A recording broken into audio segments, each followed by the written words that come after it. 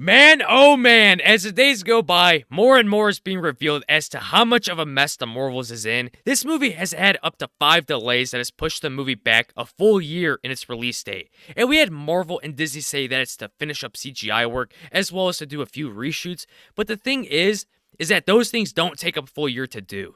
And when it comes to post-production, Victoria Alonso is the one who's in control. When it comes to VFX, reshoots, and all that other stuff, it is her job to do that, and she's failing miserably, especially when it comes to the Marvels, which was supposed to be titled Captain Marvel 2, but that is not the case. And now it's all coming together as to what's going on behind the scenes, having reports of Brie Larson herself causing problems that is continuing to delay the film even further, on top of all the other reports that we've been hearing as we get into the article. The Marvel's delay rumored to be down to behind the scenes drama with star Brie Larson. The Marvel Studios' upcoming sequel to Captain Marvel was recently pushed back from July 28th of 2023 to November 10th of 2023, and if a new rumor is to be believed, there could be a little more to the story than we've previously been led to believe. And with the Marvels, I do understand why she's pissed that she isn't going to be getting her own line of movies with her character's name being featured on the movie's name, such as what we've seen with Captain America and Iron Man, which they both had plenty of their own standalone movies. But you also can't forget that Brie Larson preaches diversity. But I guess when it comes to her movies, that shouldn't be an option by the looks of it, by adding more representation to what was supposed to be her own standalone movie. Shortly after the delay was announced, reports indicate that the movie was pushed back to allow more time for post-production, and while that may be the case, Jeff Snyder has heard that is not the main reason. And that made sense, especially with the quality that we've been seeing with Marvel as of lately, with Ant-Man 3, which is more than likely going to lose money and be a giant failure for Marvel. And you can't forget about She-Hulk and Thor Love and Thunder.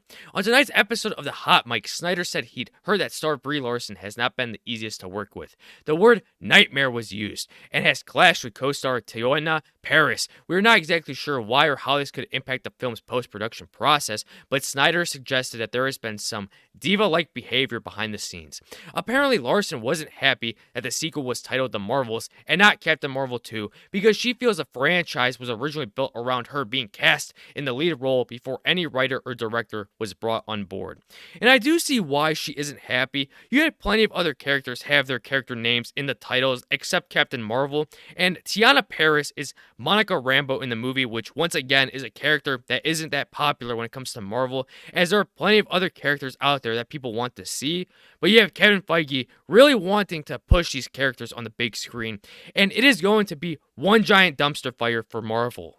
And none of this has yet been confirmed, but it makes sense. You had Brie Larson have similar issues with the cast back in Endgame, and you can even watch the interviews that she was in, and you can see the disdain that the other cast members had for her. And now we are having similar issues with the Marvels when it comes to Brie arguing with Parris, who plays Monica Rambeau. And these issues never truly existed in previous phases, because the top priority during those other phases was entertainment above all else, and actually having characters that people wanted to see. And things have taken a turn for the worse, and with the new change back in Phase 4, having Kevin Feige wanting to focus on more representation rather than good storytelling has been a complete failure for Marvel. People are seeing through the crap and are choosing not to watch these movies or shows because of it. And it certainly doesn't help when you have Ant-Man and the Wasp: Quantumania being compared to Endgame in its importance, but yet the film is on track to lose money and to be the worst performing movie in the Ant-Man trilogy. And with all these delays when it comes to the Marvels, it is only going to continue to add on to the budget even further